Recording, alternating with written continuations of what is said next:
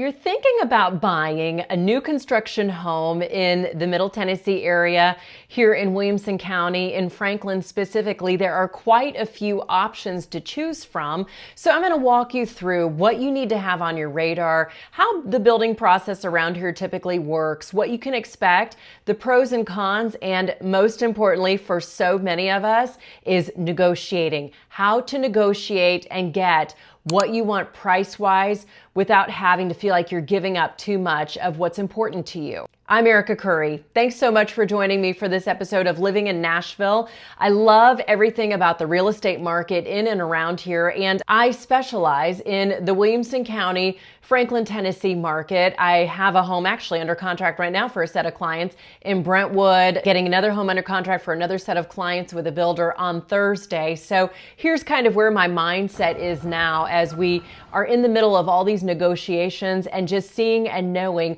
what we can expect when we walk into the builder's office. First and foremost, I always tell my clients, don't even walk into a model home until you watch this video. For sure, don't sign anything.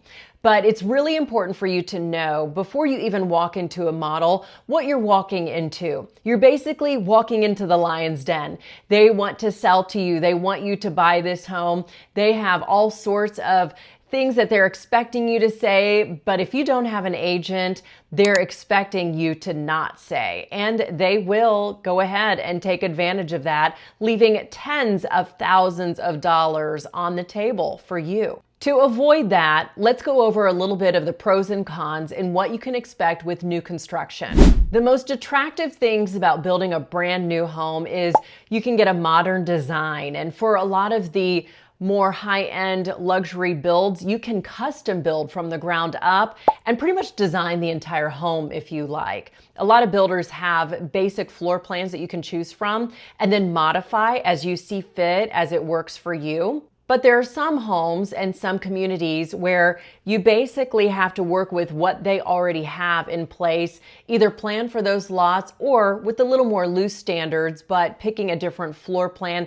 Maybe you can move a wall here and there, but not by much. Lower maintenance is a huge draw for new construction. Obviously, everything with a brand new home is brand new. So you're not going to have to worry for at least 10 years about things like replacing the HVAC or the roof or the hot water heater. You've got a good decade in your home where you can just move in and live and kind of put all those items that typical homeowners always sort of have on the back of our minds. You can put those things on the back burner for quite a few years. Builder incentives is another huge pro, but this is only an option for those people who know about them. A lot of times with builder incentives, you have to ask for them and you have to know what to ask to get what you want or to get what they're expecting to give you in this process. But the good thing is it's there. So a lot of us, let's go ahead and take advantage of it. What offsets these things is with new construction, you're typically going to pay a higher price per square foot. Having a new home that is the same size in the same general area as another existing home is more attractive. If you could have the same size, basically same lot size, same general area, everything, why would you not choose a new home over an existing home? So those new homes typically are higher priced per square foot because you're paying for that luxury. Another drawback is timeline uncertainty. A lot of times once you get into a new construction process, it's about a 6-month process from beginning to complete. Now it depends where you begin. For a lot of tract home neighborhoods, from the moment you sign the contract to the home is built, that is about a 6-month process. For the smaller homes, there's not a whole lot of customization that goes into them. They're just basically stamped out, but it's still a new home. As you go up in price point and in ranges of luxury, obviously the larger the home, the more is going to go into it, the more options you will have for upgrades and changes. If it's a custom home from the ground up and not just a repeat, rinse and repeat floor plan, you're going to have to tack on a lot more of an allowance for time for that. A lot of times in luxury, what we're seeing is you've got a couple months on the front end for the design of your home. Once the contract is signed, permits are pulled, you have to allow for that timing. And sometimes the permitting process can really throw off the timeline because that's all just dependent on the particular county you're in and their process and the pace that they move. But once you get past the permitting process, then you can expect about a 6 to 8 month completion then, once permits are pulled to your move-in date. Sometimes it does, though, feel like a moving target.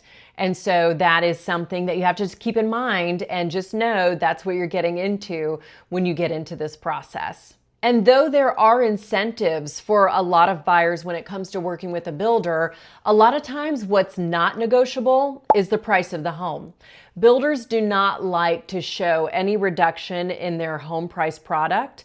It doesn't help them when it comes to appraisals. It doesn't help them to price future builds in that neighborhood if they're building out a neighborhood. And so you're not going to have hardly any wiggle room on prices. And that's why it's so important to know then where you do need to have your wiggle room, because you've got to really exercise the rest of your options to make up for what you're not getting in a price concession. And when it comes to upgrades that you want in your custom build process, know that upgrades add up fast. There have been so many new builds that I have helped my clients through. And, when you get in the beginning of the process, you think, oh gosh, they're giving us a $150,000 budget for lighting, for flooring, for any of the upgrades that we want, whether it be fixtures, cabinet pulls, anything. Oh, wow, $150,000 in upgrades. Now, that's not the base price. A lot of times the base price is already baked in. But if you want to upgrade, say, your countertops from some sort of granite to some sort of marble, then they're saying the price difference there goes into that $150,000 allowance. So it seems like you have a lot to work with there. But once you get into the process and you start seeing all the choices and all the things you want, I have yet to have a buyer who has stayed within that allowance. So you can expect that when you're building a new home, for the most part, you may end up having to fork out another $10K or an additional $20K or whatever it may be to allow for some of the upgrades you end up deciding you want. And the last con that I'll throw in there has to do actually with one of the pros. So one of the pros of knowing when you move into a home, everything is brand new. You don't have to worry about any of the replacements or maintenance for several more years. A con that I would add to that is, in about a decade, everything is likely going to need replaced around the same time. So just keep that in mind as well. I have a lot of clients who they'll build a home, they'll move into it, they'll live in it, and then around the 5, 6, 7-year mark, they're like, let's move before everything starts breaking. That's a thing too. So we've gone over the pros and cons of building new construction, and there are so many people who honestly, the cons are worth it to build. There are some people who maybe it's not, and they want to go for a resale or an existing home for any of those reasons. It could be something as simple as we don't have 6 to 8 months to wait on a home to build. We need to move sooner. So all totally understandable. A lot of those really just depend on what you have and what you need in your life and how all of these pros and cons fit into it. So it's very personal.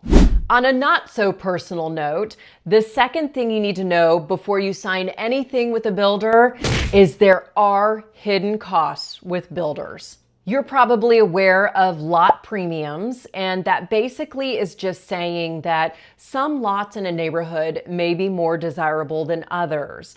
And because of that, some lots that you choose to build on will be more expensive to build your home on if they are more desirable. Some of these lot premiums could differ from maybe a $10,000 difference to, I've seen some of them as high as $100,000 difference, just depending where they are in the neighborhood and the price point that you're building your home with. But it is something to have in the back of your mind. If you're really budget conscious, you might want to consider a lot that may not be the best lot in the neighborhood if it could save you tens of thousands of dollars. Another thing is, depending on your builder, depending who's building this home, appliances may not be included. Oftentimes here in Williamson County in Middle Tennessee, washer and dryers are not included. So you need to allow for an additional cost there with those appliances. And it really just depends builder to builder on whether or not a refrigerator is even included. So keep that on your radar too as you're considering how you want to buy. If you want to buy brand new, if you want to buy an existing home, because things that can be negotiated like that in an existing home is not so much of a negotiation with a builder. Landscaping is a big thing to keep an eye on and just know going into it. For your new front yard, is it going to be sod? Do they just throw grass seed and hay and water it and pray? Same thing for the side yards. I know some builders who do just the front yard and they cut it off at the very front of where the home begins. Some builders do the front and the sides and then cut it off to where the back of the home begins. Some builders, what they'll do is they'll sod all three sides and then just water and plant grass seed in the back. Some builders do all four sides. It really is important to know what the standard is for that builder, because if you want something different, it's going to be an additional cost likely to you that you probably wouldn't have even considered on the front end of building your home. For a new home, HOA closing costs, HOA fees, those are something that you have to have in your radar that you wouldn't with an existing home, because basically with a new home and a new neighborhood, if you have an HOA, which a lot of neighborhoods around here do, there is a fee for setting up that HOA, an HOA setup fee. And those fees can be thousands of dollars. I mean, I'm talking probably in the range of $1,000 to $2,000 initial setup fee on top of what the monthly HOA dues will be then, just to set up that HOA. So know that going into it, it's going to feel like with building new construction, you're kind of being nickel and dimed. But if you know about some of these things on the front end of it, it makes it a lot more palatable. Closing costs. This is another one of those things that there are hidden fees. For example, the biggest hidden fee that a lot of buyers don't know is here in Tennessee, it is customary for sellers to pay title fees for buyers when you buy a home, in an existing home that is. For new construction, a lot of buyers pay those title expenses. Sellers will not pay those title expenses. So just know that going into it. I've had buyers and sellers in the past where, say, a seller was selling their home and they also wanted to build new construction. Well, they're having to pay those title fees twice then, both on the sale of their existing home, because that's what's customary, and then again on the purchase of their new home, because in new construction, that's what's customary. So just be aware going into it, there is a difference between existing homes and new construction on who typically pays those title fees. And again, it's worth it for a lot of buyers. You just want to know these things going into it. And there is a little extra something I do for my buyers when we build new construction, just so that we know from builder to builder where a lot of the hidden costs are. And that is such an important part of this step, just to make sure that my buyers are protected and you just know what you can expect as you enter into this process. Third tip, keep on your radar timelines, any delays, any potentials for delays, and inspections. I cannot emphasize the importance of having home inspections throughout the process. You have the general inspection that's going to happen at a certain point, so you don't want to do that too prematurely. You want enough of the home to be done before you get a general home inspection. But leading up to that, though, you're going to have opportunities to walk through with the builder, to walk through, make sure things are progressing along the way they should be. I had a new home that I helped some clients build about 2 years ago. We had to walk that home almost every day. I mean, it was at least twice a week. We were walking through that home because as the build progressed, there were little things that we were noticing were not in the right placement or were not the way my clients wanted it. And they were very particular people, but you have the right to be. You deserve to be. You are the client. They're building this home for you. and you're paying a lot of money for this. So don't feel like you have to be nice and just accept certain things even though they're not the way you want them. And that's one of the reasons that I'm here for you, is to advocate for you and to be the voice so that you don't necessarily have to be the bad guy, but you deserve to have everything it is that you committed to paying for. We have the general home inspection then, and there are so many people who mistakenly think that since it's a new home, there aren't going to be things wrong with the home. That is not true. I had a set of clients a couple years ago that when they built their new home, the home immediately had crawl space issues. There was immediate moisture in their brand new home's crawl space. We had to get that remedied. We had to make sure the builder corrected that. We had to have them follow up for months and months and make sure that that issue was taken care of. And they would have never known that had they not had a home inspection, because you just assume this house was brand new and it was built well. And it was a very well built house. But there was an issue there that apparently was not corrected in the construction of that crawl space that now has been fixed. It's a lovely home. There's nothing wrong with it. They have no moisture at this point, but we needed a third party to come in and verify that was the case. We're also going to have a blue tape walk. So this is basically a step after drywalling and even painting. We go through and make sure that there are enough layers of paint, that there aren't any nicks, that certain things are attached or not attached, or trim work is done well. Just all the little nitpicky things that a lot of people don't want to deal with, or they feel like maybe is not something that they have to get involved in because this is what a builder does every day. This is something we absolutely have to get involved in. And I have had clients in the past where they didn't want to be in the blue tape walk, or they couldn't. I am there regardless. I will always be the eyes and ears. I am always making sure that just all the pits and landfalls and landmines that we have encountered in past new construction experiences, I'm looking out for them in any of my clients' home to make sure they're not an issue in their new home as well. And I was actually going through a blue tape walk with a set of my clients last year, and they were like, wow, I can't believe you spotted that. That's insane. Like, way to go. But it's just because I have a trained eye. I know what to look for. I know where to look. And I know these places that builders can often tend to overlook when they're in the middle of a big project.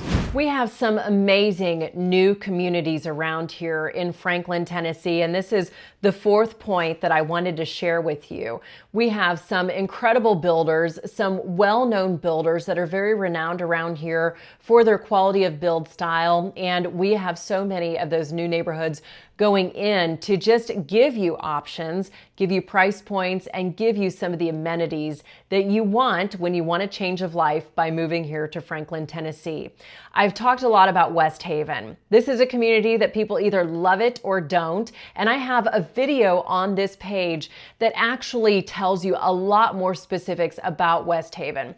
I won't go into all those specifics, but I will link that video for you, and that way you can kind of see more about it. But basically, West Haven has smaller lot sizes, the homes are closer together, but it's more like a golf course community where you can literally get on a golf cart and be able to ride to the neighborhood restaurants, the neighborhood hair salon, the neighborhood grocery store. West Haven even has a school in the neighborhood. So it's very attractive because of that type of lifestyle. Another new and growing neighborhood is Ladd Park. We have a lot of homes in Ladd Park already, and they're continuing to grow that neighborhood. That is a very well-located neighborhood close to I-65 on the south part of Franklin, southeast part of downtown. And so you're going to see a lot of homes, a lot of families there. A lot of them are relatively new, but there are more mature sections of that neighborhood as well. Legends Ridge is very attractive. There are some very high-end homes there, very well-built homes. I have a lot of people who comment on this neighborhood because it features stunning views. You've got beautiful lots, all custom-built homes, so something to keep in mind there. Anna by Grove Park is another good one. Magnolia is a new one going in downtown Franklin, and there are a variety. You have townhomes, you have single-family homes, a lot of options to choose from in new construction around here. So I would advise you to just come on and take a visit. If you're coming here to visit and you want to look through some of these options in person, there are so many communities I can take you through that have so many amenities. You've got pools, playgrounds, sidewalks, walking trails, proximity to grocery stores, schools, all those things that might be important to you. I'm sure we could find something for what you have in mind. So go ahead, like, subscribe to this channel, comment on this video, reach out to me. My link for a one-on-one chat is down below this video, and I would love it if we could hop on a Zoom call and just talk about specifics with what you need in your move to Franklin, Tennessee. Thanks so much for joining me. I'm Erika Kurre with the Living in Nashville channel.